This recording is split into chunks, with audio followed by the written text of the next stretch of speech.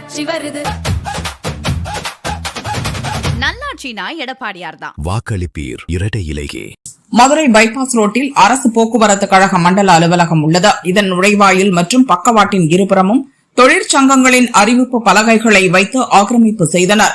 மேலும் அலுவலக வளாகத்தின் முகப்பு பகுதிகள் மற்றும் காம்பவுண்ட் சுவற்றை இடித்து அகற்றிவிட்டு தொழிற்சங்க நிர்வாகிகள் இடத்தை ஆக்கிரமித்து அனுமதி பெறாத கட்டடங்களை எழுப்பினர். அங்கு குழு ஏசி, ஓய்வு அறை, டாய்லெட் வசதியுடன் சொகுசு விடுதிகளை எழுப்பினர். தொழிற்சங்க நிர்வாகிகள் பெரும்பாலானோர் பணிக்கு செல்வது கிடையாது. கையெழுத்து போட்டுவிட்டு சொகுசு விடுதிகளில் மல்லாக்கப்படுத்து ஓய்வெடுப்பர். மேலும் ஆதரவாளர்களை வரவழைத்து பொழுது கழித்து வருவதையும் கட்ட பஞ்சாயத்து செய்வதையும் வழக்கமாக கொண்டுள்ளனர். தட்டி கேட்கும் அதிகாரிகள் மீது அபாண்டமாக பழி சுமத்தி மிரட்டி வருவதை தொழிலாக கொண்டனர்.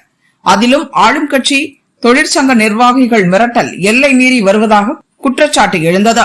தொழிற்சங்க நிர்வாகிகள் சிலரின் அத்துமீறல்களை கண்டும் காணாமல் செல்லும் நிலையிலேயே அதிகாரிகளின் அவலம் தொடர்கிறது. அதிகாரிகளும் வேறு வழியின்றி கண்டும் காணாமல் போய்விடுகின்றனர். புகார்கள் வந்தாலும் கண்டுகொள்வதில்லை. அதிலும் விதிமுறைகளை பின்பற்றி நடவடிக்கை எடுக்கும் அதிகாரிகள் தண்ணி இல்லாத காட்டுக்கு மாற்றப்படுவது உறுதி. நிலைமை இப்படி இருக்க தொழிற்சங்க நிர்வாகி ஒருவரால் பாதிக்கப்பட்ட டிரைவர் மேலூர் கருப்பையா வெகுண்டெழுந்தார். தொழிற்சங்கங்களின் ஆக்கிரமிப்புகள், அத்துமீறல்கள் குறித்து உயர்நீதிமன்றம் மதுரை கிளையில் ஆதாரத்துடன் முறையிட்டார். விசாரணை நடத்திய உயர்நீதிமன்றம் மதுரை கிளை ஆக்கிரமிப்புகளை இரும்பு கரம் கொண்டு ஒடுக்க மதுரை மாநகராட்சிக்கு உத்தரவிட்டது. அதைத் தொடர்ந்து மாநகராட்சி அதிகாரிகள் போக்குவரத்து கழக மண்டல அலுவலக வளாகத்தில் ஆக்கிரமிப்பு கட்டிடங்களை இடிக்க போக்குவரத்து கழக நிர்வாகத்திற்கு நோட்டீஸ் அனுப்பியது. மேலும் தொழிற்சங்க கட்டிடங்களுக்கு சீல் வைத்தது. போக்குவரத்து ஊழியர்கள் சிலர் கூறுகையில், அனுமதியின்றி கட்டிய கட்டடங்களுக்கு மின் கட்டணம், சொத்து வரியை போக்குவரத்து கழக நிர்வாகமே செலுத்துகிறது.